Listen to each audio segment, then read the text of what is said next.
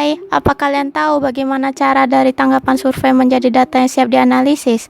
Tahap tersebut adalah tahap pengolahan atau pemrosesan data.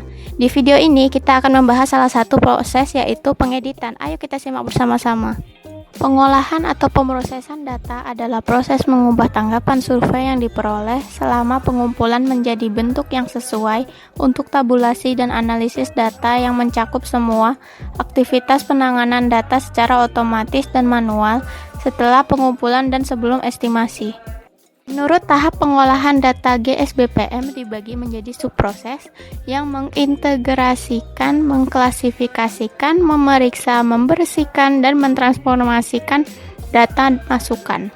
Fokus pemrosesan data yaitu pengeditan, pengodean, imputasi, dan deteksi pencilan. Pada tahap pengumpulan data dengan PAPI maupun CAI, di lapangan kita melakukan wawancara dan pengawasan atau supervisi, lalu masuk ke dalam tahap pemrosesan data.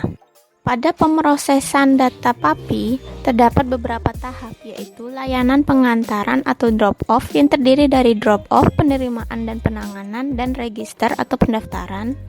Lalu ada penyusunan, persiapan dokumen, editing coding, entering, repacking, dan dokumen storage, lalu akan masuk ke dalam database. Pada tahap pemrosesan data CAI, semua data langsung masuk ke dalam database, karena semuanya sudah berbasis komputer. Pada PAPI ada editing coding dan data entry, namun tahapannya panjang, banyak waktu yang diperlukan dan biayanya relatif besar karena tenaga kerja yang dibutuhkan cukup banyak.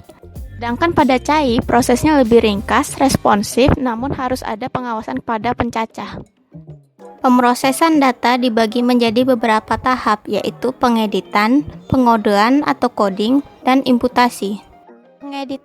Pengeditan adalah penerapan pemeriksaan untuk mengidentifikasi entry yang hilang, tidak valid, atau tidak konsisten yang mengarah ke rekaman data yang berpotensi memiliki kesalahan dengan tujuan lebih memahami data untuk memastikan bahwa data akhir lengkap, konsisten, dan valid. Pengeditan dapat berkisar dari pemeriksaan manual sederhana yang dilakukan dengan wawancara di lapangan atau juru tulis administrasi dalam hal data administratif hingga verifikasi kompleks yang dilakukan oleh program komputer. Pada tahap titik pengeditan koleksi dan pengeditan primer dan sekunder, hal yang utama adalah pengeditan validitas dan pengeditan konsistensi sederhana. Sekarang kita akan membahas tentang pengeditan, terutama pada tahap titik pengeditan koleksi.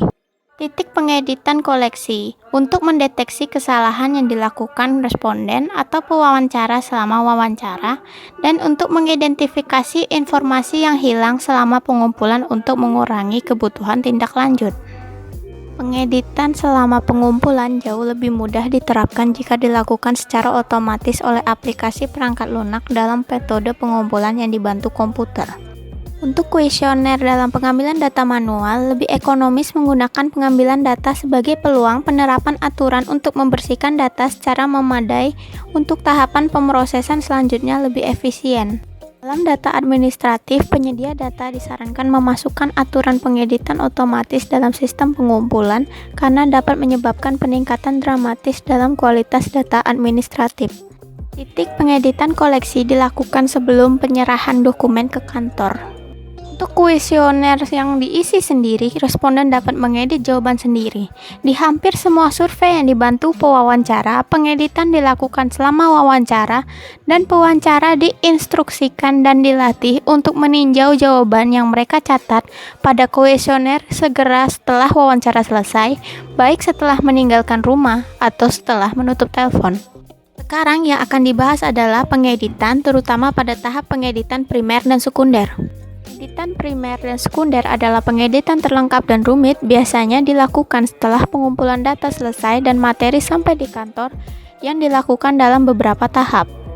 Tahap pertama atau tahap primer biasanya dilakukan di kantor wilayah segera setelah pengumpulan data, ketika pewawancara dapat menghubungi kembali responden dan menindaklanjutinya setelah melakukan pemeriksaan dasar dan mengidentifikasi kesalahan atau ketidakkonsistenan.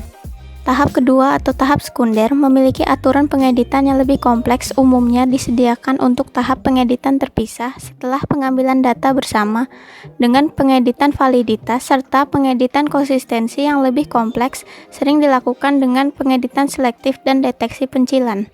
Untuk kegagalan pengeditan setelah pengumpulan data, prosedurnya adalah menandai bidang yang gagal diedit lalu menghubungkan bidang tersebut atau mengecualikan rekaman data dari pemrosesan lebih lanjut. Kebanyakan kegagalan pengeditan pada tahap ini ditandai sebagai imputasi. Nilai yang gagal dalam pengeditan harus ditandai dengan kode khusus untuk menunjukkan bahwa nilai yang tidak dapat diterima atau bagian kosong yang tidak valid telah dilaporkan. Tanda ini sangat berguna untuk menilai kualitas data survei. Dalam beberapa kasus, rekaman data atau kuesioner mungkin gagal pada pengeditan yang kurang atau kecilnya pengeditan secara kritis sehingga menjadi tidak berguna untuk diproses lebih lanjut. Dalam kasus seperti itu, rekaman data itu biasanya diperlakukan sebagai non-responden, dihapus dari aliran pemrosesan dan penyesuaian bobot non-responden dilakukan.